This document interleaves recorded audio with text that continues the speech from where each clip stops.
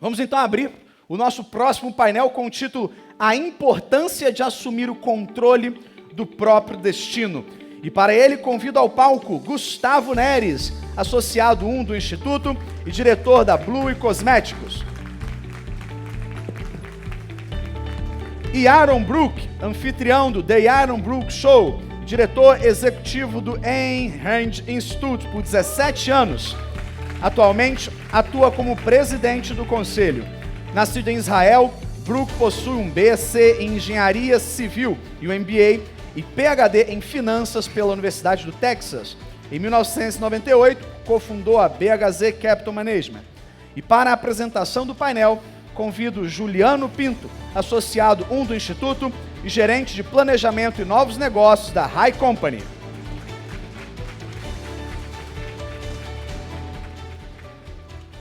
Eu tenho uma pergunta para vocês. Por que tanta gente ainda acredita que o sucesso delas depende do mundo e não delas mesmas? A resposta para essa pergunta é simples. Dá trabalho. É muito mais confortável, é muito mais tranquilo esperar tudo ficar perfeito, colocar a culpa em qualquer obstáculo que aparecer, do que assumir a responsabilidade de pensar e agir de forma independente. Agora, viver de forma racional, isso sim é difícil. Exige esforço, disciplina e, principalmente, coragem para encarar a realidade como ela é. Cada um de nós é responsável por buscar a sua própria felicidade e a sua realização. Mas o melhor é que quando buscamos a nossa própria felicidade, estamos fazendo bem não só para nós mesmos, mas para todos ao nosso redor. As nossas ações, as consequências delas, as nossas atitudes são totalmente nossa responsabilidade. E a verdadeira liberdade carrega esse peso. Não só de poder escolher, mas também de arcar com os resultados, positivos e também negativos. Esse compromisso é que nos fortalece. E aí fica claro, a prosperidade da nação é o reflexo direto das atitudes de cada um de nós. E exercer esse papel é fundamental. Porque abrir mão disso é abrir mão do nosso futuro. E como bem disse Ayn Rand, podemos ignorar a realidade, mas não podemos ignorar as consequências de ignorar a realidade. Essa compreensão, e justamente essa compreensão, que nos liberta. Passamos a focar naquilo que de fato podemos controlar, paramos de ficar culpando as circunstâncias externas, e é nesse momento que construímos algo significativo, que melhoramos e evoluímos. Acredite, nós temos a força e a capacidade para mudar o nosso futuro. Podemos encarar os desafios de cabeça erguida, de forma racional e corajosa, porque a resposta para o nosso futuro não está no mercado, não está no governo e não está em qualquer circunstância externa. A resposta para o nosso futuro está aqui, em cada um de nós. Obrigado. Muito obrigado. Agora, gostaria de passar a palavra para fazer a fala final para o Aaron Brook. Thank you.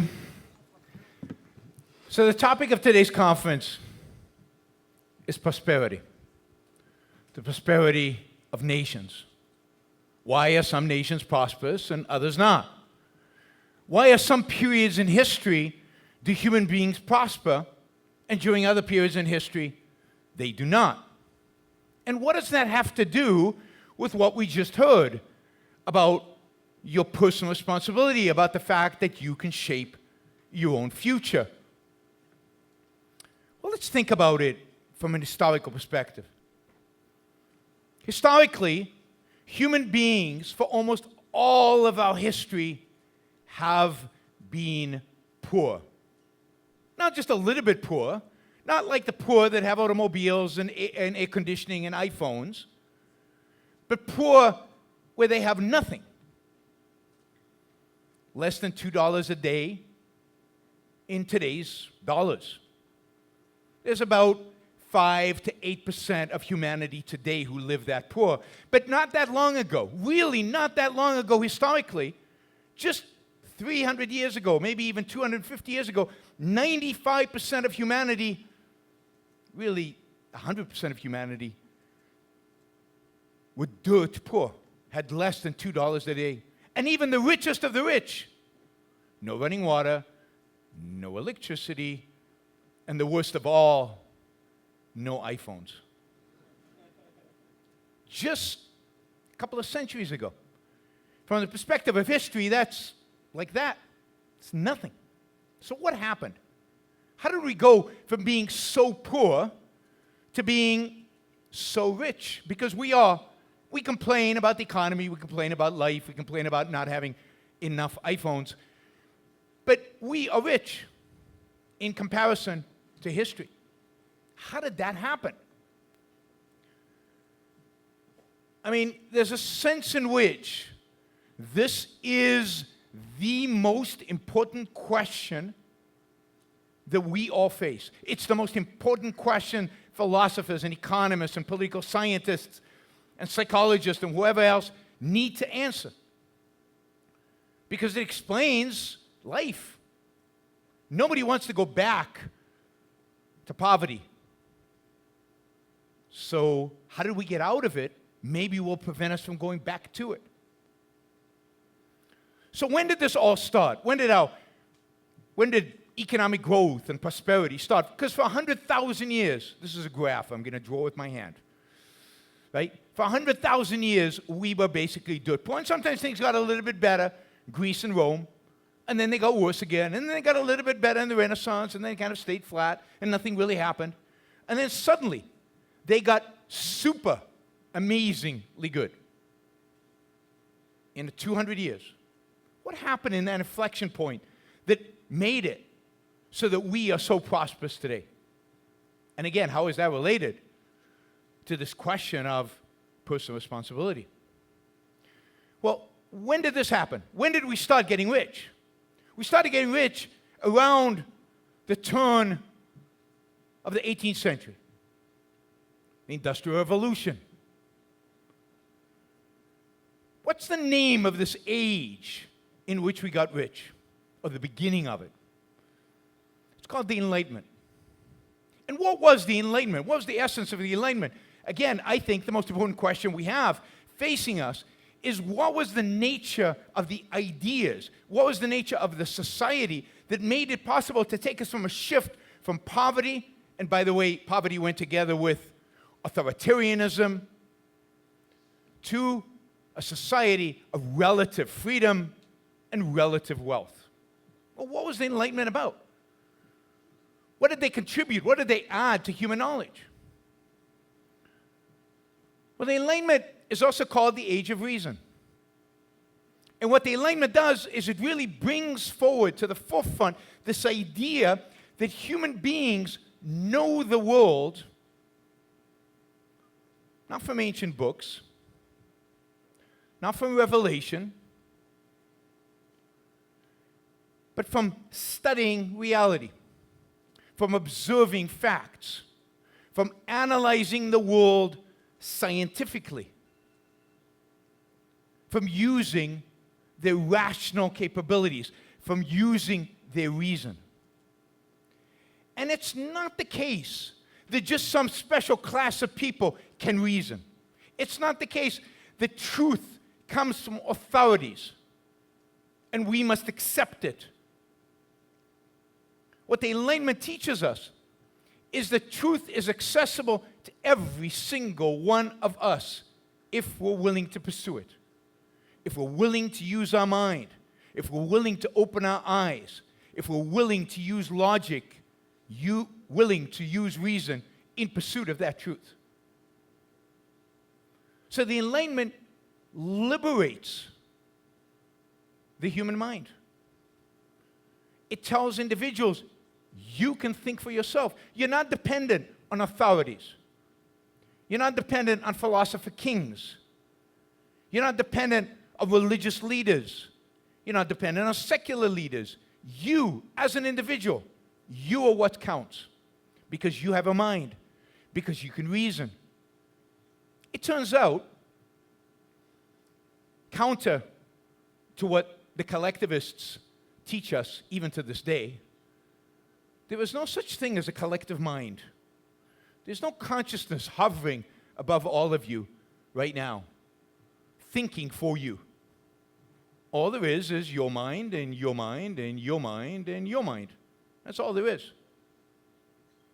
Each one of us thinks for himself, or at least is capable of thinking for ourselves. Sadly, not enough of it actually use that capability. Too many of us default to just accepting the wisdom of the masses or the wisdom of the leaders.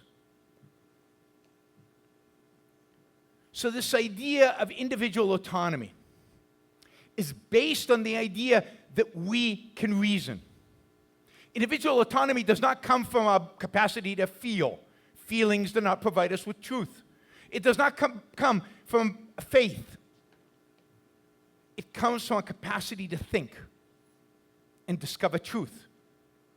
The age of reason, the Enlightenment, is not accidentally also the age of science, where we are taught that we can discover what physical reality really is. Again, those ancient books, they didn't know. They were wrong on a lot of things. It is what we can discover, what we can do with our own minds. So if 300 years ago, people before the age of reason didn't choose their own professions. Why didn't they choose their own professions? Because who are you as an individual to decide what you should do with your life? You must serve the common good, and you must do what you are told, because you don't know, you don't have the capacity to discover truth. So you were told what profession to pursue. If you were a man, you pursued what your father pursued. You joined the guild of your father. If you were a woman, sorry, no professions available to you. You didn't choose who to marry. Other people chose your partner for marriage. And you certainly didn't choose your political leader. You didn't choose what kind of life to live. Your life was guided by others, by authorities. The age of reason liberates us. And it's not an accident that in the 18th century suddenly people go, wait a minute. I don't want that profession, I want that profession. I want to do what I want to do. Suddenly they decided, I don't want to marry that woman, I want to marry that woman. I get to choose. I get to pursue my values. And if you think about entrepreneurship, there's no entrepreneurship before about 300 years ago. But suddenly, people are liberated. I've got an idea. And I don't need to ask anybody's permission to test this idea. I'm going to just go and invent a steam engine. And I'm going to go and take a steam engine and make a factory out of it. I'm going to go and invent railroads. And I'm going to build a railroad. And I don't ask anybody's permission to do that. And nobody expected them to ask permission, because this was the age of individual reason, individual freedom. The peak of this period establishes the greatest political system, I think, in the history of man. The American political system. Don't judge the American political system based on this last election. Judge the political American system based on its founding. The most important political document in all of human history is the Declaration of Independence. More important than the Constitution, more important than any document written by anybody, even if they were French or German or so on. The Declaration of Independence declares that each individual is free. And implicit in that idea is that each individual can think for himself, has the capacity to reason, and therefore each individual must guide his life. And if you as an individual have the power, the knowledge, the ability to guide your own life, then nobody has the right to stop you. Nobody has a right to intervene. Nobody has a right to coerce and force you to do what you don't want to do. And the founders, following John Locke, the great British philosopher, come up with this idea of individual rights.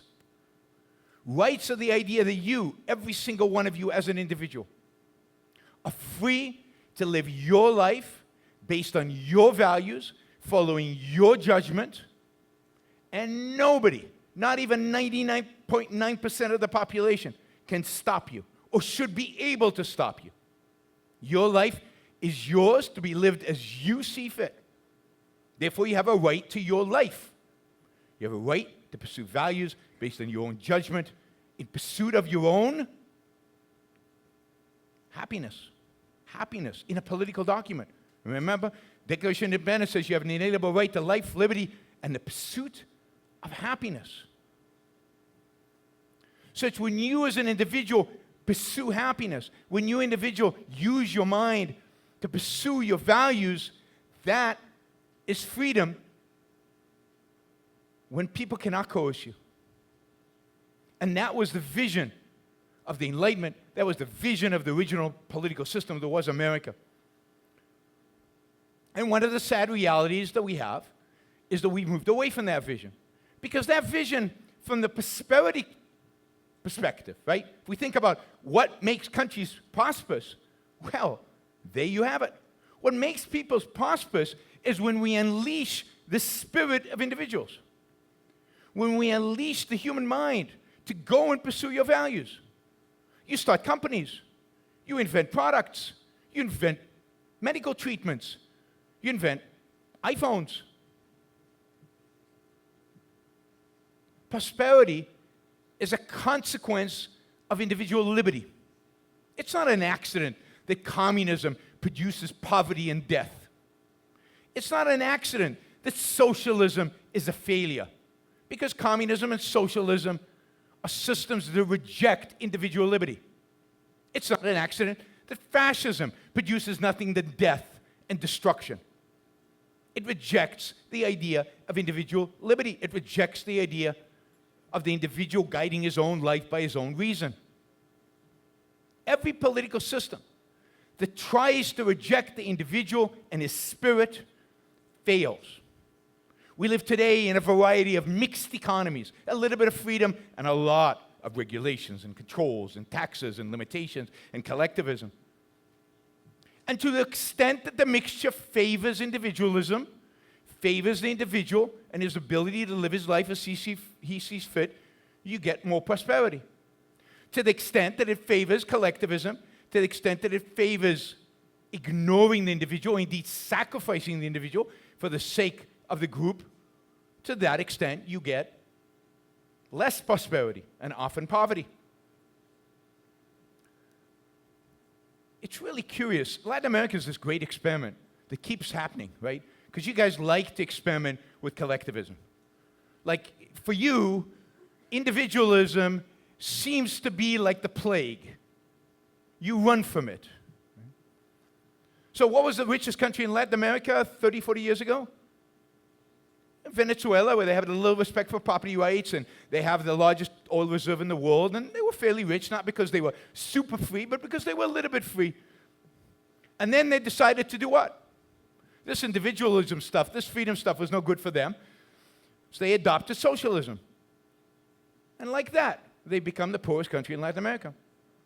Chile used to be the poorest country in Latin America. And it adopted a little bit of freedom, a little bit of individualism, a little bit of capitalism, and it became the richest country in Latin America. Yeah, but that's not good enough for Chile. So they elected a socialist because they really, really, really want to try to go back to being poor. I mean, this is not hard. All you need is eyes. And one of the real questions is, what is it about the culture here that leads you away from individualism towards collectivism, away from capitalism towards socialism, away from freedom and towards unfreedom of any type, left or right? And it's fundamentally this question of the individual. Are you responsible for your own life? Do you have control over your own life? Should you have freedom and control over your own life? That's the fundamental question. And that question goes against, or the answer that yes, you should, goes against everything we've been taught. Because the reality is that what we are taught in morality and philosophy and religion and everything else is much more consistent with the world pre-enlightenment of poverty than the world post-enlightenment of wealth. We're taught you shouldn't be self-interested and think only of yourself and pursue your own values. You should think of others first. You should sacrifice. Sacrifice is good. Pursuing your own values, not so much. We've been taught that reason is overrated. You should follow your emotions. You really should be more of an emotional being. That's what makes you human. Well, that's consistent with poverty. We're taught ideas that are inconsistent with prosperity. We're taught ideas that are inconsistent with individual success. And ideas shape the world, and ideas shape you as an individual, whether you know it or you don't. You can accept ideas consciously, or you can just absorb them from the culture around you. Most of us just absorb them. So if you care about your country's prosperity, if you care about the prosperity of the world, but more important than all of that, if you care about your own prosperity, and more important than that, if you care about your own happiness, if you care about your own success, then what you need to do is take control over your ideas. What you need to do is embrace reason. Embrace your own happiness. Embrace your control over your own destiny. And I'd recommend, because I think this is a fantastic tool for helping you do that, is to start by reading Ayn Rand. I know many of you have already, but Atlas Shrugged and The Fountainhead and many of our other writings, they give you the tools, they give you the explicit ideas that will allow you to shape your life, that will allow you to understand why not only should you pursue your happiness, but you should pursue happiness because that's the ultimate goal. You have one life. What else is there? Except this life, your happiness, your success, your prosperity. So read Rand for you. Read her to be exposed to philosophy of prosperity, a philosophy of happiness. Thank you.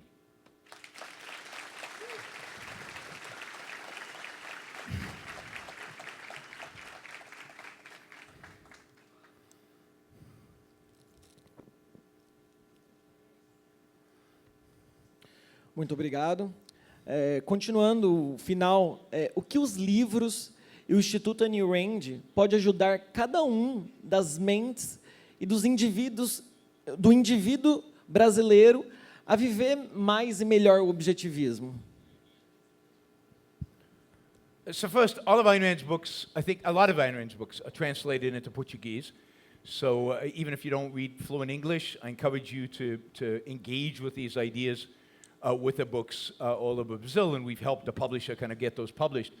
The Ayn Rand Institute, which I'm chairman of the board of, also has lots of programs in Brazil. There's something called the Ayn Rand Latin America, where you can engage with these ideas. You can take courses, you can take classes. And if you're proficient or you've already studied some Ayn Rand and your English is decent, we also have something called the Ayn Rand University, where we literally teach university-level classes in her ideas and how to apply her ideas. I teach courses, and I'm teaching a course in finance, on what is capitalism, and I'm teaching a course in public speaking at the Ayn Rand University on an annual basis. So those are the kind of things, but you also delve deeply into actual philosophy, critique of other philosophers. So there are a huge number of programs. Those of you interested at AynRand.org, and you can also just search Ayn Rand Center Latin America for programs in Brazil.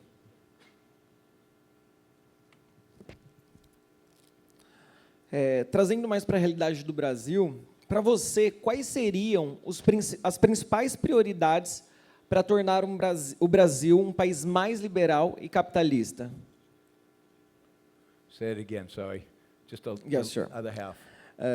Para você, quais seriam as principais prioridades para tornar o Brasil mais liberal e capitalista? Yeah, I mean, the main priorities need to be to cherish individualism, to allow for individual liberty and individual freedom, to get the government out of our lives, to get the government out of our lives in every dimension. Don't just choose a few, because inconsistency will never work. We should become advocates of freedom, of liberty, of freedom and liberty for the individual in every single realm of his life. So when it comes to economics, it's relatively easy. I mean, I gave a talk. I live in Puerto Rico, which is a little island in the Caribbean, kind of owned by America, but not exactly. Kind of, it has this weird relationship with America. And it's quite poor. And I gave a talk when I first moved there on how to turn Puerto Rico into the Hong Kong of the Caribbean. Today, I'd change it as Singapore or something because Hong Kong is now part of China, but in those days, it was still a free country. And it's simple. Just do what Hong Kong did. And what did Hong Kong do? I mean, this is true of Brazil. This is true of any country. Just do what Hong Kong did. And what is that? No regulation, no welfare state, no government control of the money supply, and that's it. And you'll be rich. Literally, you will be rich. As long as individuals within such a context take on the responsibility of living their lives, of pursuing their values, of doing the work necessary to feed themselves, Brazil will become the richest country in the world. And it won't take that long. So get rid of regulations. What are regulations? Controls over the mind of businessmen and consumers. That's what they are. Some expert in the government who knows nothing about your market or your business or your preferences as an individual telling you what you can and cannot buy, what you can and cannot build, what you can and cannot make, under what terms. And until you bribe them, whether you bribe them with cash or whether you bribe them by filling out 1 million different forms, they won't give you permission to produce. And the same with consumption. You don't get to choose what products to consume. Somebody gets to choose for you. You're too stupid to know what's good for you. So we're going to make sure that the toys that you buy and the paint that you buy and this that you buy is, quote, safe, because you're too dumb and the market's too inefficient to actually happen. No, I mean, you should feel insulted in the face of regulations. You should feel insulted in the face of government. Because what government is telling you is, we don't trust you. So if there's going to be a revolution for free market, it has to come from you being pissed off because your freedoms, your choices are being limited. And your reason, your capacity to think, is being disregarded. A real revolution for free markets is a revolution for human mind. A real revolution for free market is people declaring, I don't need you to live my life. I can live my life by my own mind. And there are lots of things I don't know. But that's why we have a market. I don't know healthcare, so I have doctors. I don't know exactly how to manage my money, so I have investment advisors. And I can pick them and I can choose them, and I don't need your help. When we get pissed off because they're telling us how to live our life, that's when we'll be free. And that's what happened in the 18th century. People got pissed off at the authorities telling them who to marry, at the authorities telling them what job to have, authorities telling them who their political leaders should be, and how they should live their lives, and what they can and cannot do. And it's only when you, as an individual, feel offended by what the government is doing to you will you demand to be free. Because at the end of the day, freedom is not about some collective good. It's not about Brazil being rich. It's about you being free. It's about you, as an individual, being able to pursue your values, not their values, not your neighbor's values, not your friend's values, your values. Using your mind, because there's no other mind. All you have is you. So that's what it requires if we're going to move towards freedom. Brazilians need to be pissed off, and you need to demand freedom. And you need to deregulate on a massive scale. This is true of America, this is true of every country. You need to deregulate on a massive scale all the controls that they have over your life, whether in business, in life, in consumption, in everything.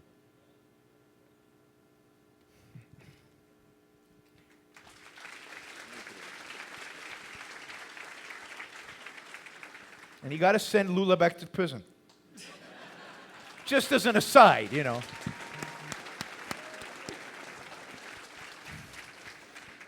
Agora, trazendo um pouco para o Estado de Direito e um judiciário independente, como que eles contribuem para um progresso de uma nação?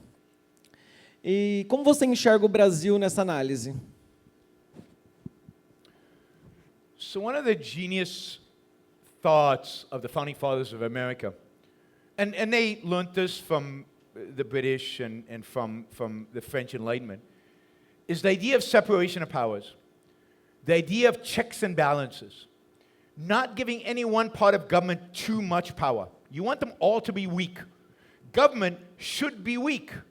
We, as individuals, should be strong. Government should do only one thing only, and that is protect us. Protect our rights. That is, protect our freedoms to live our lives as we see fit. Which means government must protect us from violence and fraud. That's it. That's it. A military, a police, a judiciary. That's all you need from government. You don't need more. We can all arrange everything else ourselves by living our lives and by engaging in market transactions. Now, why is the judiciary important to be separated from executive branch? Because if it's separated, it makes it much more difficult for the executive branch to start controlling our lives. Now, you need to have an intermediary between the two. And in America, we have a constitution that was built around protecting individual rights. And we have, for example, a Bill of Rights. And the judiciary's job is to make sure the executive and the parliament, Congress in America, don't violate your rights as an individual. In other words, don't contradict what is written in the Constitution. Now, even when you have a separation of powers like we do in the United States, they don't do a great job. Because the ideas about liberty, the ideas about freedom, the ideas of the founders are long forgotten, even from people in the Supreme Court. But there's a Bill of Rights in America, and some rights are protected. So, for example, in America, we have the First Amendment. You can pretty much say whatever you want to say about the president. And I have said pretty much everything nasty possible to say about pretty much every president.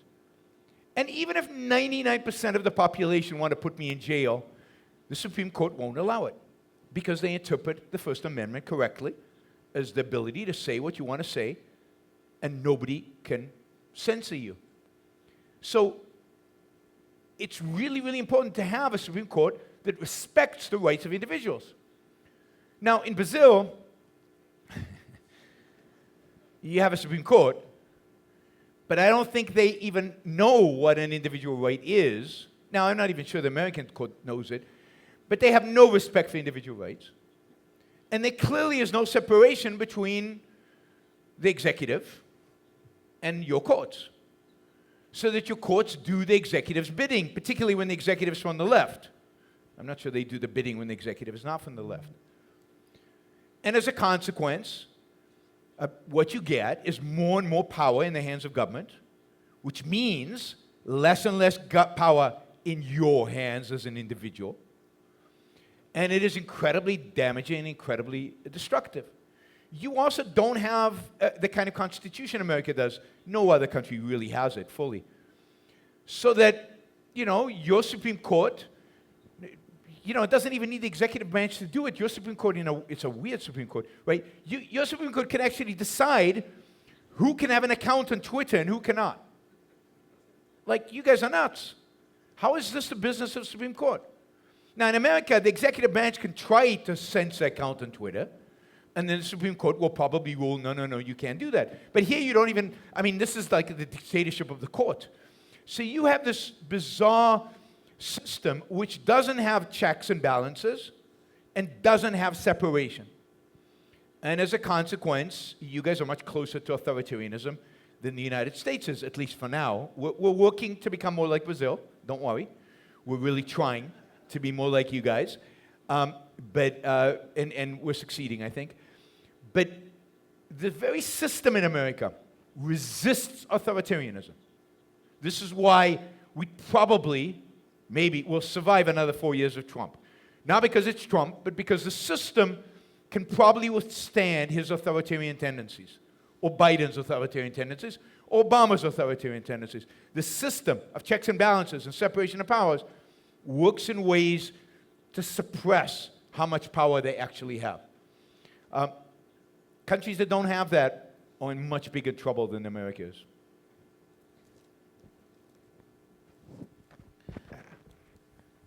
I need to learn Portuguese. Sempre nos seus podcasts, ou entrevistas, ou palestras em universidades, você fala muito da diferença de desigualdade e pobreza.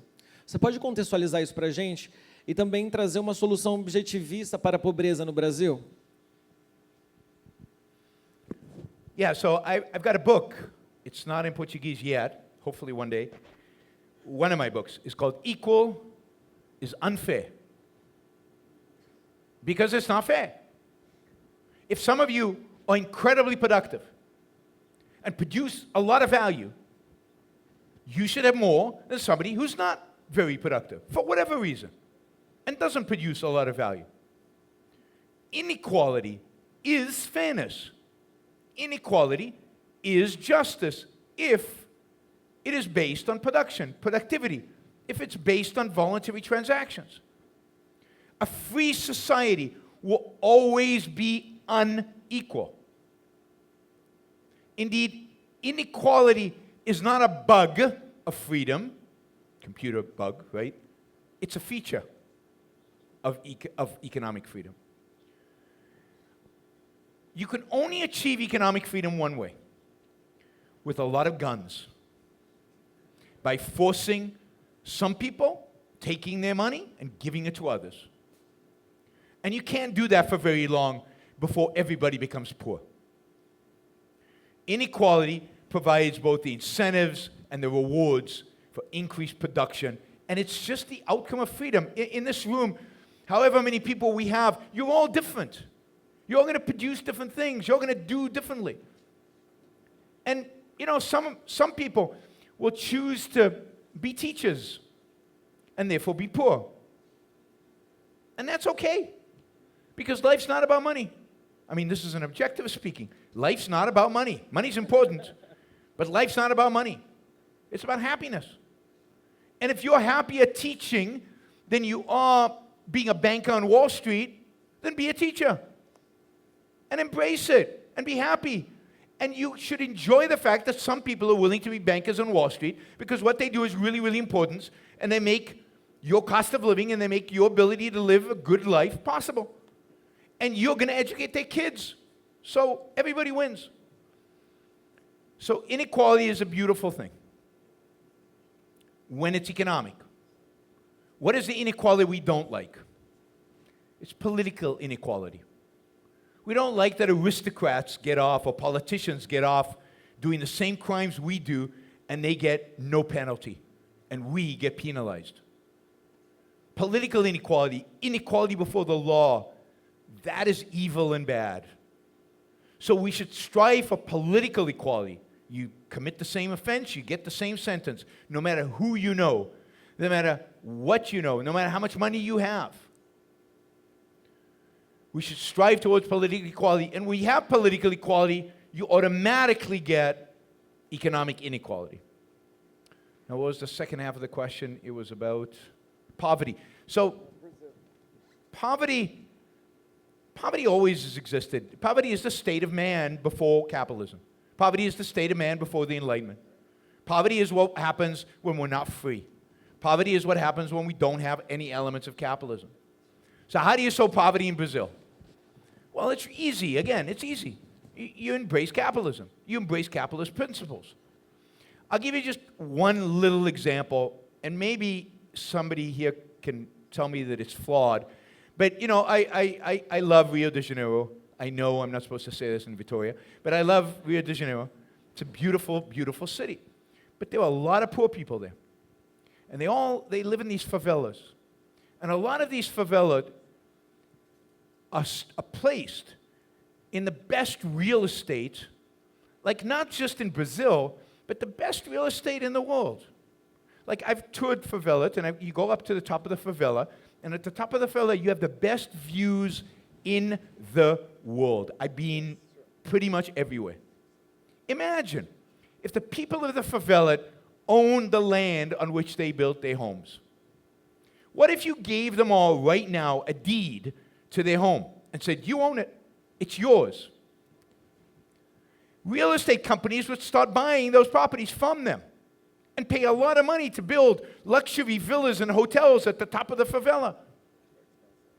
And suddenly, all these people would at least become middle class, or at least they'd have capital to go start businesses, move somewhere else. You'd solve the eyesore that is the favela, and you'd solve their poverty. So one way to solve poverty is to provide property rights. By the way, it's the same problem you have with the Amazon and the rainforest and the burning of the rainforest. The solution is private property. Nobody burns down my forest if it's mine. But if it's the public, if it's owned by Brazil, then nobody owns it, and anybody can burn it down. And give the people doing the burning down, give them their own plots of land. There's plenty of land to give them to them, and give them private ownership on it. They won't have to burn down the forest. They'll just be farmers. So the way to solve the specific problem of poverty in Brazil is a lot more private property, particularly to the poor.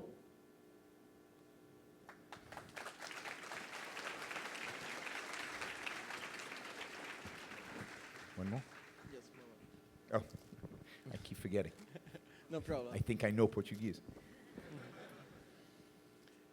Para encerrar o nosso painel, eu gostaria de perguntar: quem são as lideranças liberais que despontam, que são hoje, que a gente devia acompanhar, que a gente tem que acompanhar essas lideranças?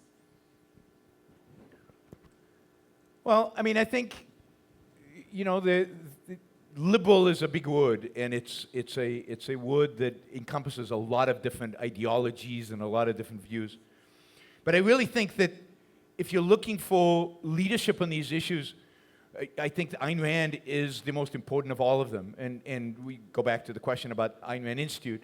You should definitely follow the writings of the people at the Ayn Rand Institute. You can listen to me. I've got a podcast, Yaron Brook's show. Just go to YouTube or podcast app and download my show. I do a show pretty much every day, except when I'm traveling. But I'll try to do a show tomorrow from Brazil, so it'll be a special edition from Brazil. But you should be listening to the voices of Ayn Rand. On philosophy, on your personal life, on personal flourishing, there's no other better source than that. And there's so much there that you could live a lifetime and you won't be able to study it all. On economics, there are many great voices on economics. The greatest economist who ever lived was Ludwig von Mises. And there are many of his students teaching economics. Don't study philosophy with them.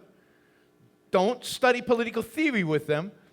But if it comes to economics, they are brilliant. And I know many of you know a lot of the people affiliated with the free market movement out there. In terms of political leaders, in the entire world, I'm trying to think, I don't want to make an injustice to anybody. I'm trying to think. I can only think of one political leader worth following and worth listening to and worth getting even a little bit excited about. And that's Milei. I just can't think of anybody better right now. He's the only person who has principles. I don't agree with everything. I don't agree on his stand on abortion. I don't agree on his stand on the Argentinian military. But this is a guy who's willing to say government should do very little and has a certain conception of what that little should be, which is, I think, consistent with liberal ideas. I think he's willing to actually do the work to cut government and shrink government. I think he's taking preliminary steps towards that direction. Everybody's his enemy. Parliament is his enemy. The courts, we talked about the courts are his enemy. Everybody's trying to stop him. He's just going ahead as if nothing's there. If he can get around Parliament, he could do magnificent things. He even has a decent foreign policy, i.e. he's pro-West. He's not pro-BRICS. Your guy is pro-BRICS, right? Lula is, BRICS is the B is you. BRICS is a problem. It's the authoritarians of the world unite, which is not a good thing. So I can't think, there's nobody in Europe, there's nobody in America today, nobody in America worth following from that perspective. The only politician I can think of in the entire world is Milei. And again, with caveats, and let's see how he does, because it's politics, and they always seem to stab us in the back in the end. But let's wait and see. But if you really want inspiration, and I'll end with this, right? If you really want political inspiration, if you want to be inspired politically, then the greatest political minds in all of human history were the American founding fathers. Read some Jefferson. Read Madison. Read John Adams or Hamilton. Read the Federalist paper. Don't think of them as American. Think of them as human. Think of them as pro-liberty human beings who speak for us as individuals and the potential to create that kind of government, that kind of political system exists everywhere in the world where they are human thinking, individual human beings. So go back to the founders. They were really, really brilliant, way ahead of their time. If only we could catch up, it would be an amazing world. Thank you. E Aaron Brook. Thank you very much for everything.